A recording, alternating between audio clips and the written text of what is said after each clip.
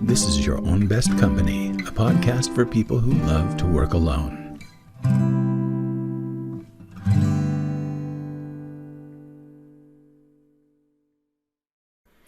Hello, everybody. Welcome to Your Own Best Company. This is a podcast for people who love working alone, and mostly solopreneurs, freelancers, and some other creative types that love to have an office with a closed door or some kind of a barrier between them and the outside world so that they can concentrate and do their best work. My guest today is Stephen Krausse. And Stephen is an interesting story. We had a chance to chat a few weeks ago, and I got to learn a little bit about him. I want you to know, first of all, that his primary focus in his business is helping entrepreneurs buy and sell businesses with a structured process and impartial analysis. We're going to get into how to create something that ultimately will have saleable value as a solopreneur or even as a freelancer. He's also a scuba instructor and a black and white film photographer. Now let's start, Stephen, by talking about the film. How did you get interested in black and white film photography? Well, thanks for having me today, Franklin. We could probably spend my whole time with you talking about film photography. I started as a photographer, an amateur photographer many years ago, and just enjoyed the process.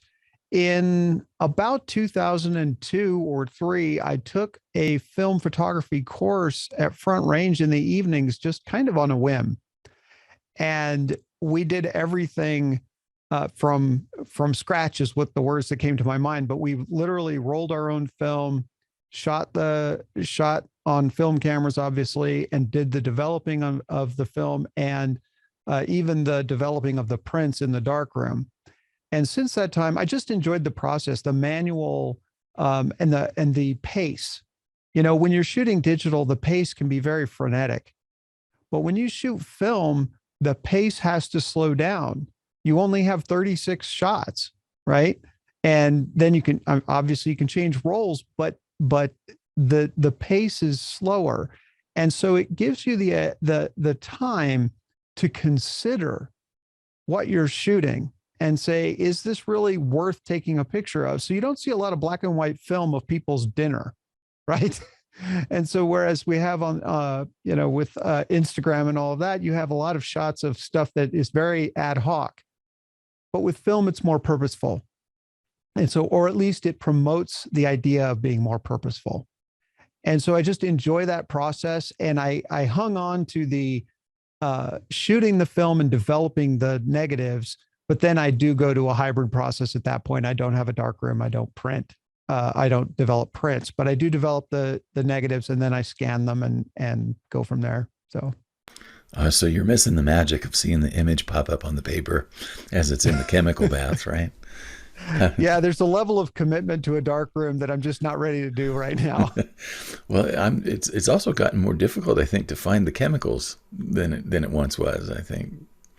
Yeah, there are a couple of places that still offer them. And the chemicals are relatively inexpensive for film development. Oh, that's good. Yeah, it's kind of nice. The topic of our conversation this morning is going to be helping solopreneurs and freelancers develop their business to a point where it is saleable. And it's something that down the road, it's something that they could offer to another company, another person, so that the business itself carries on and continues to have value. Can you talk a little bit about, first of all, how did you land in this particular niche? That's the first question. Yeah, of course. And it really came from, how can I, with my experience and background, be the most helpful to the entrepreneurial community? I started out in 2015. I started Beyond 50% just to basically do business consulting, operations management consulting. And that is helpful and great, but there are a lot of people out there who do that. So as my business continued and I kept thinking about it and refining what I wanted to do, I realized that I've purchased and sold more companies than most entrepreneurs. And not from the perspective of a broker, but from the perspective of an owner and a buyer, right? And so I went through and said, I can help people avoid a lot of pitfalls and engage this whole process with confidence and peace of mind. So when you walk away from a deal, whether you're buying or selling, you walk away knowing I got what I expected. When you're on the buying side, 2 weeks after the previous owner leaves, what do you have? Do you have the opportunity to make the money that you expected to make, or to make the impact that you expected to make? Or did you miss something in your due diligence? And so I want to help people really focus on getting the most out of those transactions, not in an arm twisting way where I got more than this person, but getting the real value that they need out of a business deal. I'd love for you to talk a little bit about the side of your business where you're helping people to buy a business, because I feel like that there may be some people that are interested in that aspect as well, of, buying something that already exists rather than starting it from the idea up. What would a person look for in a business that they would want to buy? What are the important things for them to know about that business? Absolutely. There's the first thing you have to know, ironically, is nothing about the business. The first thing you have to know is about yourself. Okay. And, there are two kinds of people who buy businesses. There are people who buy businesses to make money, and people who buy businesses to make an impact. And those aren't bipolar. There's a scale. So we can say, okay, the making money part of the scale's here and the impact scale's here, and we might be here in our head. Or we might be, no, it's really important for me to make an impact and I'm not as worried about the money. In terms of when I say not worried about making money, I'm saying I don't need a fancy car. I don't need to live up in the mountains in a 4,000 square foot home. I want to make an impact, and that's what drives me. Not, I don't care if we make money and then we go out of business, right? That's, anybody who buys a business needs to understand making money sufficient to support the enterprise, right? So that's the first thing. You have to decide, are you interested in the money side or the impact side? And that's not a judgment. That's what you need to do as a person who's going to invest their time and energy into this process. Okay. And so then you need to say, what do I bring to the table? What do I have to offer a business that the owner isn't going to have? And that may be time. Maybe the owner's ready to retire. Fine. Or it may be that you have a new perspective or a skill set or a knowledge base that you can add to that business that the prior owner didn't have, where you can take that same business and leverage it more heavily in the direction that it's already going, or you have an alternate direction or an additional direction where you can leverage it in there and create more value with the same inputs, if you will. So when it comes to the buying the business itself, now I need to look for, what am I interested in? What's available in the area that I want to be, and how much capital do I have to invest, and how am I going to raise that capital? So for me, when we look at the business itself, the process that we need to deal with that's important is that the getting prepared, and then worry about the stuff that people really think about is, what is the due diligence we need to do, right?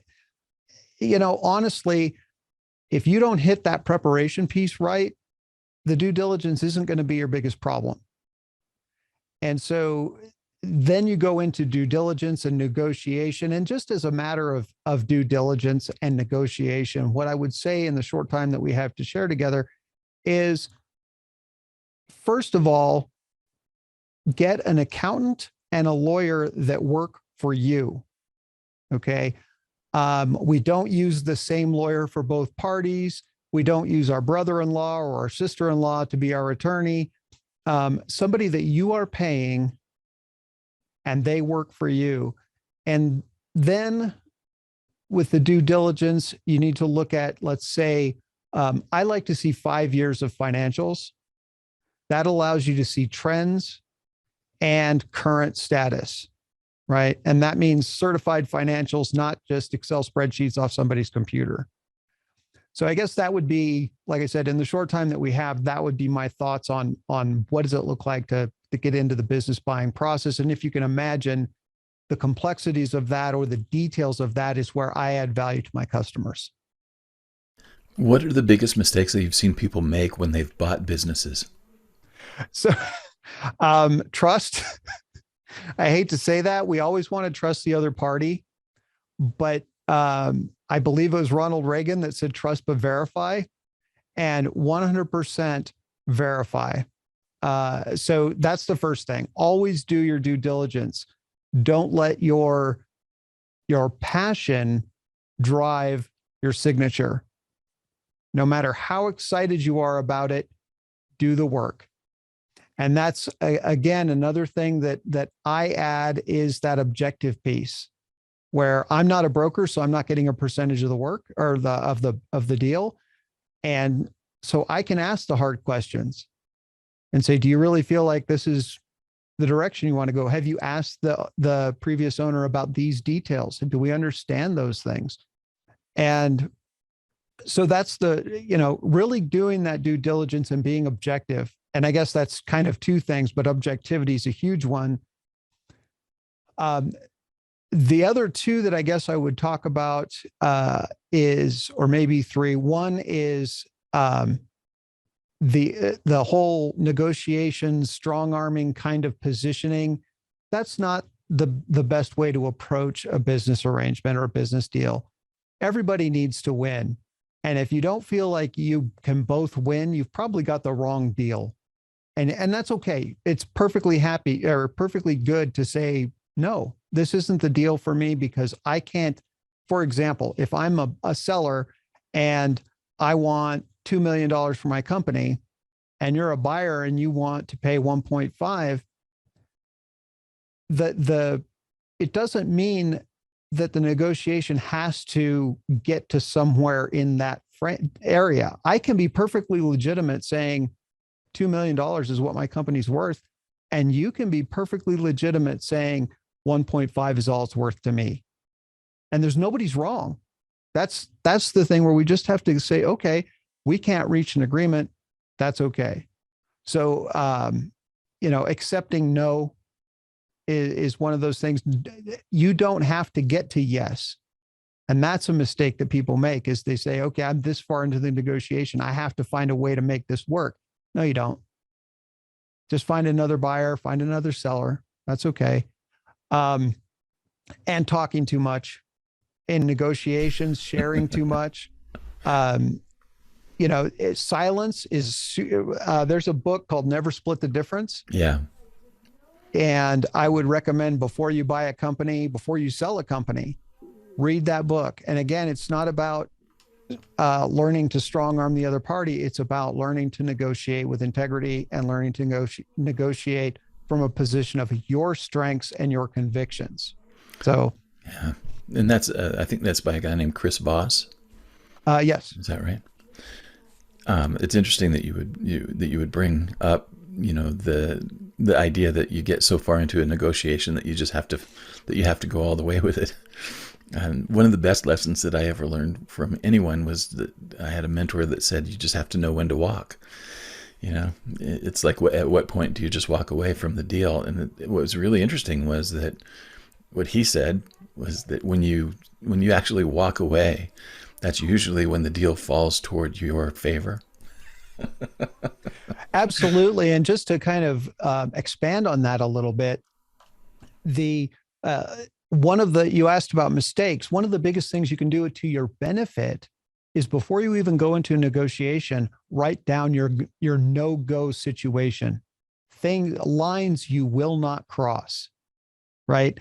And that way, when that comes up in negotiation, and I can almost guarantee that it will, because the other party is always going to push until you say no, or they should, because they want to understand where your value really is, or what value you really assign to this business, right?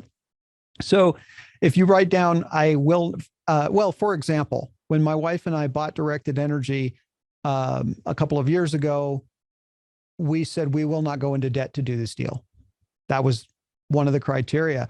And so we negotiated with the parent company, and that was our position. And so but we knew that from the start. So when that came up in negotiation, how we're going to capitalize the deal, we knew where we stood. We didn't have to, and we felt good about it. We said, this is where we are. And if this deal doesn't go through, we'll move on to something else. And that's okay. Let's shift a little bit now and talk about preparing a business or building a business that's sellable. Because most of the time, solopreneurs, especially, and freelancers, don't have that in mind when they get started. And one of the things that kind of triggered our conversation initially was that I had a podcast and a blog that were a part of a brand that I sold several years ago. I ended up selling those to a competitor, and I had no idea that they even had that kind of value. Absolutely.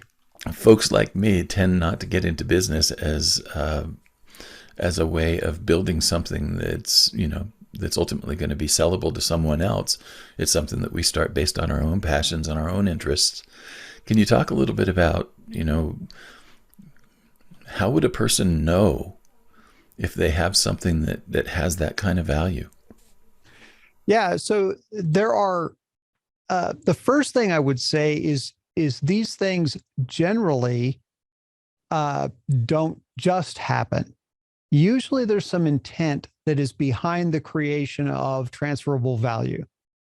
Okay. In the case of your blog and podcast, that is a condition where you had a, what did I write down here? Content library, right? That you had that was available to sell and that had value. Really what we need to think about is something that generates revenue that outpaces our working hours, right? Because if you're, for example, if I'm teaching photography and I create a business, a freelance business around teaching people photography, and I get paid for the time that I work, if I stop working, I stop getting paid. Excuse me. It's very hard to transfer that business, right? Because I am, as a black and white photographer, film photographer, transferring that to somebody else. You can imagine the market for that business is pretty small, especially now. So if I want to create value, now I have to say, okay, what is it that I do that is special, right? What is, and in business, we call it a unique selling proposition, right? What makes me different than my competitors? And how do I make that something that I can give to somebody else, right? And so there's the first thing you can do is ask your customers why they buy from you and not somebody else. And you can frame that question a little differently than that, but because you always want to keep it as a positive, but you say, what do you like about me? What is your favorite thing about working with me?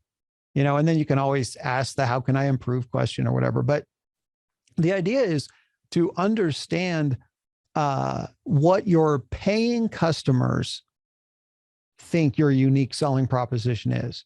Not your social media followers, not your friends and family. If they're not paying you with money, then they don't get a vote here. All right. Because your social media followers, I have several people that I follow on social media that I love their content, but I haven't bought anything from them. So it would do them no good to ask me. In fact, one of them did ask me one time, why I wasn't buying from them. And I told them, and I never heard back. I don't know if they changed their content or their offering or whatever, but that's, that's useless information probably to them because I haven't purchased. Yeah. So, ask the people who do buy from you what value you add, and then figure out, how can I make that something that is more solid? Can it be transferable? And I have a few ideas here. That low hanging fruit that people are going to talk about a lot, online courses, right? An ebook, workshops, stuff like that is fine. And that may or may not work for your business model. But there are things like your content library that you shared earlier. There is the customer list, right? Yeah. And so, but there's also things like templates and fixtures and recipes that you can start to develop and copyright. And here's where we get into the thing that becomes really important for freelancers, and that is copyright or intellectual property protection. So as you start developing this stuff, you need to understand how you can protect your intellectual property, and hashtag I'm not a lawyer. So, Yeah. find somebody who can help you protect that. Yes, it's probably good to put a disclaimer in here now and say that whatever advice that is given is not actually legal advice here. It's just, it's a professional opinion, but it's not legal advice. The question that I have for you about intellectual property, Stephen, is that for a lot of folks, they don't know what they can protect. And could you give us just a little bit of an insight into that? And the other thing that I think people get confused about is the difference between copyright, trademark, and patent. Absolutely. And actually, there's more than one kind of patent. So there's a utility patent and a design patent, and probably other ones. And again, talk to an intellectual property attorney. But those things are very important. So first of all, if you're creating original work, you should be thinking about, copywriting your content, and what that looks like. You need to talk to, or at least research, copyright law around that thing. So if you're writing a book, how do you register that copyright, or do you need to register it? Can you just put the little circle with a C in it and 2022, and then you're good, and that's the question that you need to answer. So typically copyright is going to be around stuff that you've created. So written word, copy, photography, negatives, even the positives, digital photography, obviously. Photography copyright in the United States is, if you click the button, you own the shot. That's it. It's very simple. But if you want to pursue legal action against a party for violating your copyright, you need to register your work. And that's where a lot of people don't take that extra step to register their work with the Copyright Office. That makes it very hard to pursue any kind of legal action against somebody who violates your rights. And there's more coming out about that now. There's kind of a copyright or intellectual property small claims court that is coming out now. I'm not super familiar with that because I don't do my photography work for money. So, that's something that would be worth looking into and finding out more about. Trademarking is a more targeted, specific thing where you say, this is my brand, and it's a phrase that's unique, or a logo that's unique, and you register that again with the government. And obviously we're talking about United States law here. And that becomes protected and is searchable. So actually, if somebody's looking to create a similar look and feel, or uses a similar phrase or name for their company, they can search the databases and say, oh, I can't use that because it's already protected. But you can also go in and say, no, you guys can't use that because I did it. There are examples. If you've seen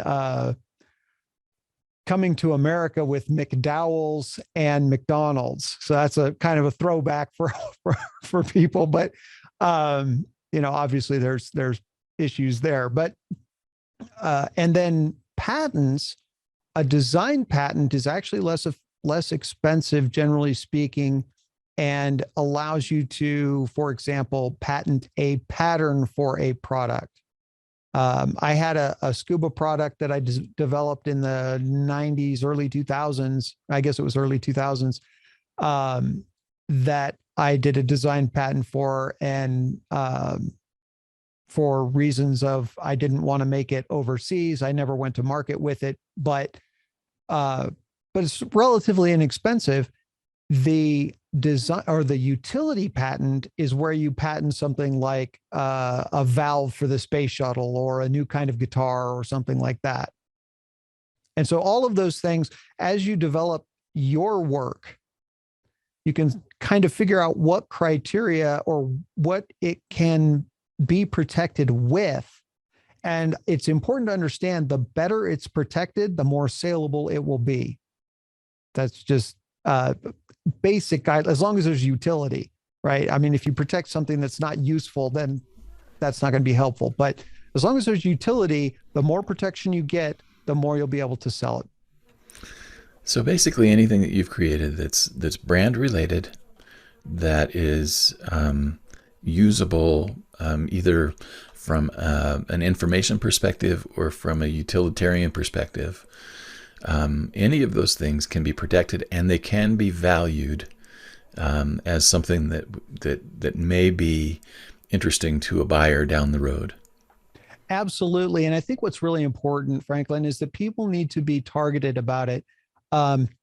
Solopreneurs, I kind of actually, the solopreneur phrase is kind of funny to me, because a solopreneur is just an entrepreneur that doesn't have a partner. And in society, we think of a solopreneur more from the perspective of a freelancer, somebody who is just doing a specific task for money, and that's a solopreneur. And the reality is that an entrepreneur or solopreneur is someone who manages, organizes, and takes the risk of a business opportunity. And so if we put ourselves in those shoes, then we want to create a business that is generating value that is worth the risk. And so we start targeting, we start thinking about, well, when I go to exit this, either because I don't want to work as many hours, but I still want income, or I want to be able to move this, transfer the value to another party, and be able to go to Bermuda and lay on the beach. We need to be doing that literally years before we decide to exit. We need to be thinking about, what can I transfer? So in the case of this, the podcast, we're doing this and creating media that will hopefully have value for business owners that, as you say, work behind a closed door. I think is that the phrase you use? In a room with a door. In a room with a door. So we want to generate value for that audience. And so what can we do? Well, we're creating this podcast. Obviously, we can copyright the podcast and create that body of work. And you have experience with that, and selling that. And are there other things as a business owner that I can do, that I can begin protecting or building or automating to create value? I mean, I think it's really important to understand that solopreneurs are great automators, because we really do have partners. We have marketing partners like YouTube and Instagram and whoever else that we're using in social media. We have accounting partners in QuickBooks and all of these other things. So we really do use services and technology that wasn't available years ago, Zoom, for example, and online web services. And so we really are good automators and good partner finders. We need to leverage that towards the value that we create for our customers. and say, okay, how can we generate long-term value out of that and create something that's ongoing? Now, another question that comes to my mind, and it especially comes to mind with relationship to a couple of books. And one of them is actually Think and Grow Rich. Are you familiar with the story of that book? Yes. What's really funny is like it had one round of really, really positive reception when Napoleon Hill was still alive. And then it just kind of died on the vine. After he died, generations after he died, all of a sudden there was a resurgence. And nobody owned the copyright. I mean, I think the copyright had lapsed on it. Yeah.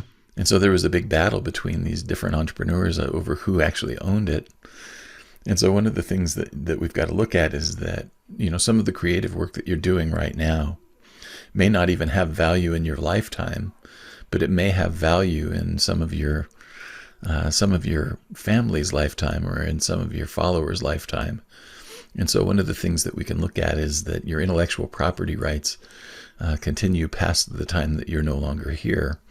And they may actually give value to not only a business who would buy your intellectual property, but also possibly to your family and your heirs. The other book that came to my mind was, it escaped me now as I was talking about Napoleon Hill. I just found it very interesting that his book of all of them, the end of his life was not as rich as he would have liked. And yeah. so go ahead. I'm sorry. He didn't get a chance to enjoy the fruits of his labor as much as maybe we would have liked him to. So that was the only thought that I had. Yeah. And there are so many artists who fall into that category, right? They painted all this wonderful work or did all this wonderful work, and they weren't really appreciated in their lifetime. And it only became valuable after scarcity set in.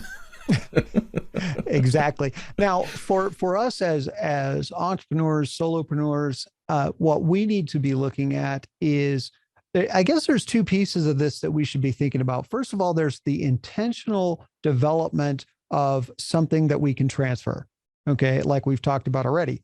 But the other thing is being able to articulate that value to a potential buyer. And so you need to be able to, and some of us really don't like talking about ourselves too much, right? Which is why we work in an office with a closed door, right? Or a room with a closed door. I like talking about myself just fine. But okay, so I speak for myself, but we really need to be able to articulate the value of our work and say, this is why it's important. This is why it's going to be valuable to you as a potential buyer. And so you can spend the time creating with intent so that you have a body of work to sell, whatever that body looks like we talked about before. But you also have to be able to describe it, describe the value. And when it comes to that purchase process, when you're trying to sell that body of work and you're working with a potential buyer, being able to understand where that buyer is coming from, what skill set they bring to the table, helps you help them, because you can start stepping into their shoes as much as possible and saying, okay, if I had that skill set, what could I do with this intellectual property, with these assets, whatever those assets look like, to create more value? Another question that comes to my mind is, like, how important are things like systems and technology when you're determining the value of a business to sell? So those are a really good question, because the value of a business is a calculation that you can Google. Okay. There's only really two kinds of calculations that people use to buy and sell small businesses. That's seller's discretionary earnings and asset value. Okay. There are other business valuation models, but they're generally not used for small business. Okay.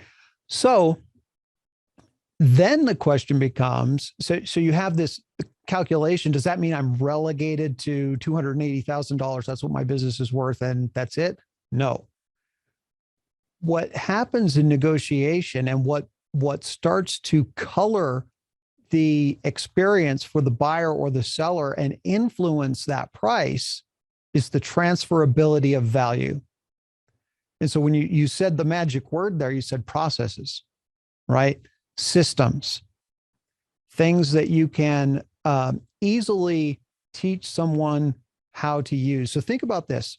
If I'm buying your business, I need to see myself running that business and being successful. And the more I can see myself running that business and being successful, the more I want to do it and the more risk I'm willing to take. So if I don't think it's a very great deal, I'm not going. Perfect example. My wife and I decided we would buy that business if we didn't have to take on debt. That was a risk analysis.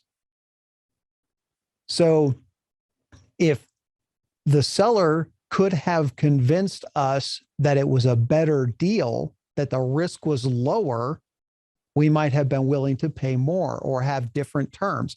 So conversely, as a business owner and we want to sell our business, we want to make that case very strong. So we want protected property. We want transferable processes. If you have machinery, we want it well maintained, maintenance records, receipts, whatever. All of those things fold into the final price of the deal. So you can have a business that makes the exact same amount of money, produces the exact same product. And if the owner is invested heavily in it, they're in there doing it every day, and it's all here, that's going to be worth a lot less than a business where the owner, the people don't even care if they go to work that day, or if you take a day off, you still get paid, right? And as a freelancer, that's something where we have to start becoming more creative. As solopreneurs, we have to take that creative energy that we use to teach music lessons or create photography or whatever, that creative muscle, and say, how can I generate something that can be shared while I'm not working? Basically, if you stop working and you don't get paid, you need to keep working on it and say, okay, I need to get to the point where if I stop working for a week, if I go to Hawaii or whatever, I still get paid. Maybe not as much, but I still get revenue. And that becomes more transferable and more valuable to another party. My goal is to actually have all of my financial bases covered by residual income, so that everything that I earn from the actual labor of doing something, by the hour or in a time-based way, is just gravy. That's my goal. Mm-hmm. And honestly, that should be the goal of, well, I shouldn't tell you what your goals are, but that is a really good goal for solopreneurs in general, is creating an environment around themselves, a business system that allows them to make money when they're not working. And because that becomes transferable. I'm surprised to see, Stephen, that our time is already getting close to being over, if you can believe that. And I feel like that we could go on. I have one question for you that I'd really like to end on, and that is that the person who needs to find you, what are they entering into a Google search? That is a really good question. How to buy a business, how to sell a business. That's kind of the keywords. One of the things that's important is that really I'm helpful in this very narrow place when an entrepreneur is getting in or getting out, right? And I get that, that's, so it's really, for me, it's not the Google search, it's the exposure, someone saying, oh yeah, I need to do that. I want to do that with confidence. I want to do it with peace of mind. So it becomes a word of mouth thing more than a Google search. Well, what I'll say is that if searching on Google or not, the way to find Stephen Krausse is to go to beyond50%.com, and it's 50, not 50, spelled out. Beyond50%.com is where you can find out more about what he's up to. Is there anything that you'd like to say in closing, Stephen? I'd just like to tell everybody that running a business, whether you're a freelancer or an entrepreneur with 20 employees, whatever, this is hard stuff, and go easy on yourself. Take time and get, one of the things as entrepreneurs that we have sometimes a really hard time doing is getting help. And I'm not trying to be self-promoting there, but when you need it, get help, because we can't be good at everything. And so take it easy, get the help you need. And also thank you for being an entrepreneur. It's a huge part of our economy and a huge part of what's important to our country as a whole. So thank you.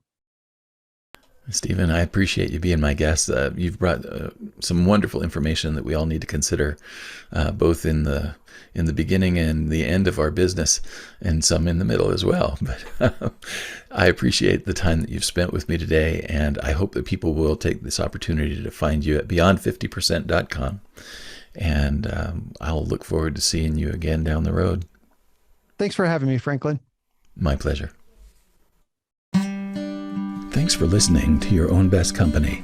If you enjoyed the show, would you do me a favor and subscribe on YouTube, Spotify, Apple Podcasts, or your favorite podcast host? If you really love it, leave me a review or share it with your circles. If you feel like your career is reaching a dead end, or you're feeling a deep sense of dissatisfaction in your work right now, I help people discover their gifts and then find or create new opportunities that are the best fit for their talent, experience, and lifestyle.